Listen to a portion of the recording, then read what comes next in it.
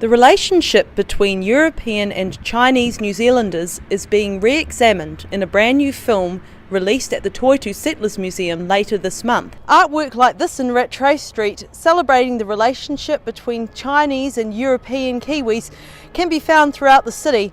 And that's a relationship that's being celebrated by the Toitu Settlers Museum with a brand new film coming out later this month.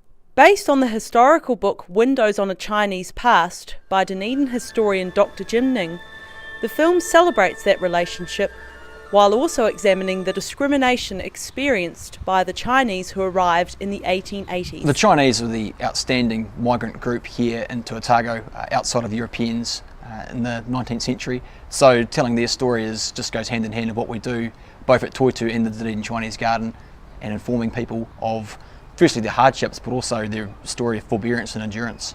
The new information about early settlement in Dunedin may shatter some long-held illusions. When the Chinese first arrived in 1865, they were protected by the government because of the labour shortage in the south, but that ended when provincial government was replaced by central government. The Chinese were first brought out here because most of the gold miners had left because there was no easy pickings anymore. They'd gone to the west coast. So the Otago Provincial Council actually invited them here in 1865, and sure enough they came in great numbers and they were a real solution. But then there was a dramatic change in government. The provincial government system was abolished, and central government was under a lot of pressure because there was a Great Depression in the 1880s, and the Chinese were an easy target, unfortunately.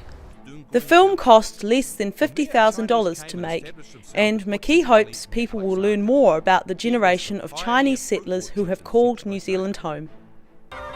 Roselle LeBone, The South Today.